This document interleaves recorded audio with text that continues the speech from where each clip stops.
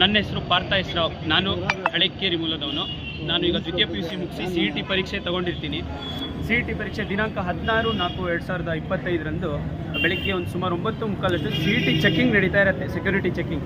Security ಚೆಕಿಂಗಲ್ಲಿ as it is ನಾನು ಲೈನಲ್ಲೇ ಹೋದಾಗ ನನ್ನ ಶರ್ಟ್ ತೆಗೆದು ಒಳಗಡೆ ಇರೋ ಜನಿವಾರವನ್ನು ನೋಡಿ ಕಾಕಿ ಬಟ್ಟೆ ಹಾಕಿರೋ ವಿಕಾಸ್ ಎಂಬ ಅಧಿಕಾರಿ ನನ್ನ ಜನಿವಾರವನ್ನು ಕಟ್ ಮಾಡಿರ್ತಾರೆ. ಈ ಥರ ಕಟ್ ಮಾಡಿ ಬಿಸಾಕಿರ್ತಾರೆ ಡಸ್ಟ್ಬಿನ್ಗೆ. ಎಕ್ಸಾಮ್ ಆದಮೇಲೆ ನಾನು ಅದನ್ನು ಹೋಗಿ ತೊಗೊಂಡು ಬಂದು ಇಟ್ಕೊಂಡಿದ್ದೀನಿ. ಪ್ರೂಫ್ ಇಲ್ಲೇ ಇದೆ, ನೋಡ್ತಾ ಇದ್ದೀರಾ ನೀವು. ಕಟ್ ಮಾಡಿದ್ದಾರೆ. ಇದರಿಂದ ನನಗೆ ತುಂಬ ದುಃಖ ಆಗಿದೆ ಮತ್ತು ಎಕ್ಸಾಮ್ ಬರೆಯೋಕ್ಕೂ ಮಾನಸಿಕವಾಗಿ ನನಗೆ ಹಿಂಸೆ ಆಗಿದೆ. ಎಕ್ಸಾಮ್ ಬರೆಯೋದಕ್ಕೂ ಇದರಿಂದಾಗಿ ನನಗೆ ನ್ಯಾಯ ಸಿಗಬೇಕು ಅಂತ ಕೇಳ್ತಾ ಇದ್ದೇನೆ. ಜನಿವಾರ ಅಂದರೆ ಏನು ಅನ್ನೋದು ನನಗೆ ಸಂಪೂರ್ಣವಾದಂಥ ವಿದ್ಯೆ ಇಲ್ಲ. ಆವಾಗಿದ್ದಿಲ್ಲ. ಈಗ ಅದರಲ್ಲಿ ಸಂಪೂರ್ಣ ಜ್ಞಾನ ಇದೆ. ಅದು ಯಾಕಿದೆ, ಅದರ ಪವಿತ್ರತೆ ಏನಿದೆ ಎಲ್ಲವನ್ನೂ ನಾ ಬಲ್ಲ. ನನ್ನಂಗೆ ಎಲ್ಲರೂ ಇರಬೇಕಂತ ಇರೋದಿಲ್ಲ. ಕೆಲವೊಬ್ಬರು ಅಪಾರ್ಥ ಮಾಡ್ಕೊಳ್ಳೋ ತಿಳುವಳಿಕೆ ಇರೋರು ಸಾಕಷ್ಟು ಬಂದಿದೆ. ಇಲ್ಲಿ ಏನಾಗಿದೆ, ಪೊಲೀಸ್ ಇಲಾಖೆ ಅಂತಲ್ಲ, ಅವರು ಏನು ಮಾಡ್ಕೊಂಡಿದ್ದಾರೆ ಕೆಲವೊಬ್ಬರು ಬಾಯಿ ಕನ್ಫ್ಯೂಸ್ ಮಾಡ್ಕೊಂಡಿದ್ದಾರೋ ಅದು ಏನು ಮಾಡಿದಾರೋ ನೋಡ್ತೀವಿ. ಇಲ್ಲಿರೋದು ಎರಡು ವಿಚಾರ ಇದೆ. ಒಂದು ಅಪರಾಧಿಕ ಉದ್ದೇಶ, ಒಬ್ಬರನ್ನು ನಿಜವಾಗಲೂ ತುಳಿಬೇಕು, ಅನ್ಯಾಯ ಮಾಡಲೇಬೇಕು ಅನ್ನುವಂಥ ಮನಸ್ಥಿತಿ ಇದ್ದರೆ ಪೊಲೀಸ್ ಇಲಾಖೆ 100% ಅವ್ರನ್ನ ತುಳಿಲಿಕ್ಕೆ ಇದೆ. ಅಂತ ಯಾರು ಮಾಡ್ತಾರೆ ಅನ್ನೋ ತುಳಿತೀವಿ ಗೊತ್ತಿಲ್ಲ. ಬಟ್ ಕೆಲವೊಂದು ಸಾರಿ ನೀವೇ ನೋಡಿದ್ದೀರ, ಶಾಸ್ತ್ರದಲ್ಲಿ ಬರ್ದಿದ್ದು ಅದೇನು, ಈ ದೇಶದ ಸಂಸ್ಕೃತಿಯಲ್ಲಿ ಬದ್ದದ್ದು ಏನಂತ ಹೇಳಿದ್ರೆ ಕೆಲವೊಂದು ಘಟನೆಗಳು ಆಗ್ತಾ ಇರ್ತವೆ. ಬಟ್ ಯಾವುದೇ ರೀತಿ ಅಂಥದ್ದು ಆಗಬಾರ್ದು ಅಂತ ಗೊತ್ತಿದೆ. ತಾವು ಹೇಳಿದ್ರೆ ನಾವು ಮಗುವಿನ ಮೇಲೆ ಆಗೋ ಚಾನ್ಸೇ ಇಲ್ಲ ಅಂತ ಹೇಳ್ತದೆ. ಯಾಕಂತ ಹೇಳಿದ್ರೆ ಅದು ಅವರ ಧಾರ್ಮಿಕ ಭಾವನೆಗೆ ಬಿಟ್ಟಂಥ ವಿಚಾರ. ಹೇಳಿದ್ನೆಲ್ಲ ಒಂದು 6 ವರ್ಷಕ್ಕೆ 8 ವರ್ಷಕ್ಕೆ ಉಪನಯನ ಆಗ್ತದೆ. ಉಪನಯನದ ಒಮ್ಮೆ ಹಾಕಿದ ಮೇಲೆ ಅವರು ಕಂಟಿನ್ಯೂ ಆಗಿ ಅದರಲ್ಲಿ ಇರಲೇಬೇಕು. ಅದು ಬಿಟ್ಟರೆ ಅವ್ರಿಗೂ ಒಂದು ಸಂಸ್ಕಾರ ಇಲ್ಲ ಅಂತ. ನಾನು ಸಂಸ್ಕಾರ ಇಂದ ಒಂದು ಗೌರವಕ್ಕೆ ಸಂಬಂಧಪಟ್ಟದ್ದು. ಸೊ ಅದು ನಮಗೂ ತಿಳುವಳಿಕೆ. ಬಟ್ ಇಲ್ಲಿ ಏನು ತಪ್ಪಾಗಿದೆ ಅದನ್ನು 100ಕ್ಕೆ 100 ನಾವು ಸರಿಪಡಿಸ್ತೀವಿ. ಇಲ್ಲಿ ಯಾವುದೇ ರೀತಿಯಿಂದ ಯಾವುದೇ ಒಂದು ವರ್ಗ ಅಂತ ಹೇಳಲಿಕ್ಕೆ ಹೋಗೋದಿಲ್ಲ. ಒಂದು ಭಾವನೆ ಇದೆ. ಎಲ್ಲಕ್ಕಿಂತ ಭಾವನೆಗಿಂತಲೂ ಹೆಚ್ಚಾಗಿ ಒಬ್ಬನ ಶ್ರದ್ಧೆ ಇದೆ.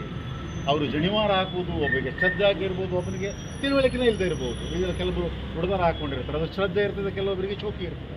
ಸೊ ಇದು ಶೋಕಿ ಅಲ್ಲ ಅನ್ನೋದು ನನಗೆ ಗೊತ್ತಿದೆ.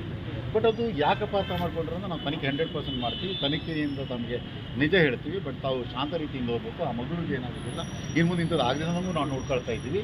ಬಟ್ ಇಲ್ಲಿ ಅಚಾತುರ್ಯನೋ ನಿಜವಾಗಿದೆ ಅನ್ನೋದು ಕಂಡಿಡಿದೆ. ಇಷ್ಟು ಅವಶ್ಯ ಅಂತ ನಾನು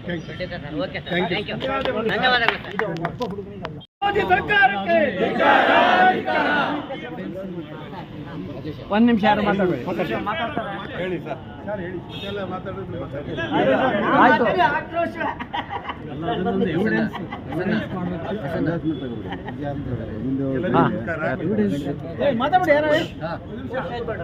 ಸುಮ್ಮನೆ ರೀ. ಬ್ರಹ್ಮಜ್ಞಾನೇನ ಇತಿ ಬ್ರಾಹ್ಮಣ. ಬ್ರಹ್ಮಜ್ಞಾನದ ಮೊದಲನೆಯ ಶಬ್ದ ಶುರುವಾದಲ್ಲಿ ಜನಿವಾರದಿಂದ. ಬ್ರಾಹ್ಮಣತ್ವ ಮತ್ತು ಜನಿವಾರ ಎರಡೂ ಬೋತ 2 ಬೇಸಸ್ ಆಫ್ 1 ಕಾಯಿನ್. ನಿಮಗೆಲ್ಲರಿಗೂ ವೇದಗಳು ಉಪನಿಷತ್ತುಗಳಿಂದಲೂ ಶುರುವಾಗ್ತದೆ. ಈ ಜನಿವಾರದ ಹುಟ್ಟು ಎಲ್ಲಿ ಅನ್ನೋದ್ರ ಬಗ್ಗೆ ನಾನು ಇನ್ನೊಂದು ದಿವಸ ಅವರು ಮೋಟಿವೇಶನ್ ಕ್ಲಾಸಲ್ಲಿ ಹೇಳ್ತೀನಿ.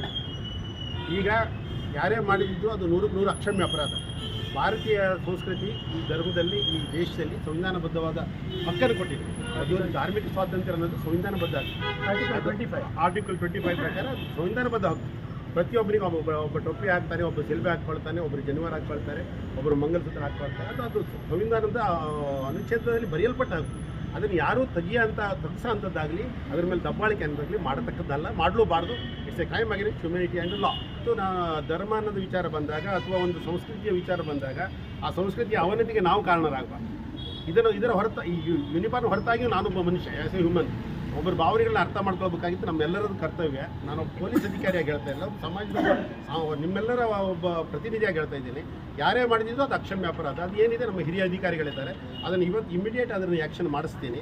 ಮತ್ತು ಇದು ಮುಂದೆ ಈ ರೀತಿ ಯಾರು ಮಾಡಿದ್ರೆ ಅವ್ರ ಮೇಲೆ ಕಠಿಣ ಕಾನೂನು ಕ್ರಮ ತೆಗೆದುಕೊಳ್ತೀವಿ. ಒಂದೇ ಮಾತಲ್ಲಿ ಹೇಳಿಸಿ 100% ಮಾಡ್ತೀವಿ. ಪ್ಲಾನ್ ಆಫ್ ಆ್ಯಕ್ಷನ್ ಏನು ಮಾಡಬೇಕು ಅಂತ ಈಗಲೇ ಮಾಡ್ತೀವಿ.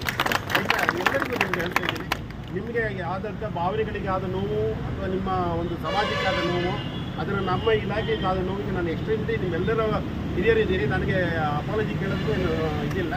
ಒಮ್ಮೆ ಅಂತ ನಮ್ಮ ಇಲಾಖೆಯಿಂದ ಅಂಥ ಘಟನೆ ಘಟಿಸಿತ್ತು ಹೇಳಾದರೆ ನಮ್ಮ ಇಲಾಖೆ ಪರವಾಗಿ ನಾನು ಅದನ್ನು ಅಪಾಲಜಿ ಖಂಡಿಸಿದೆ ಅಂತ ಹೇಳಿಬಿಟ್ಟಿದ್ದೀನಿ.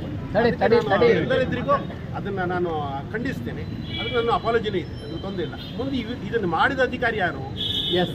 ಅಲ್ಲಿ ಬರಬೇಕು. ಚಾಣಕ್ಯ ನೀತಿಯಲ್ಲಿ 3ನೇ ಪೇಜಲ್ಲಿ ಅದೇ ಬರುತ್ತೆ. ಕರ್ಕಿಯನ್ನು ಕೆಳಗಡೆಯಿಂದ ಕೇಳಬಾರ್ದು, ಬೇರಿಂದ ಕೇಳಬೇಕು.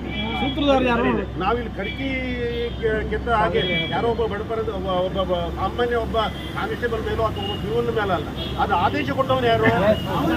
ಅವನ ಮೇಲೆ ಕ್ರಮ ಆಗಬೇಕು. ವಿಕಾಸ್ ಅವರಾಗಿ ಏನು ಡಿಸಿಷನ್ ತಗೊಳ್ಳಲ್ಲ. ಯಾಕಂದ್ರೆ ಪೊಲೀಸಲ್ಲಿ ಯಾವುದೇ ಒಂದು ಎಕ್ಸಾಮ್ ಸೆಂಟ್ರಿಗೆ ಹೋದಾಗ ಒಬ್ಬ ನಾನೇ ಒಬ್ಬ ಸೂಪರ್ವೈಸಿಂಗ್ ಇದ್ದೆ, ಸಪೋಸ್ ನಾನು ಅಥವಾ ನಮ್ಮ ಯಾರೋ ಒಬ್ಬ ಸಬ್ ಇನ್ಸ್ಪೆಕ್ಟರ್ ಇದ್ರೆ ನಾವು ನೇರವಾಗಿ ಎಕ್ಸಾಮ್ ಸೆಂಟ್ರಲ್ಲಿ ಸೂಪರ್ವೈಸಿಂಗ್ ಮಾಡಕ್ ಬರೋದಿಲ್ಲ.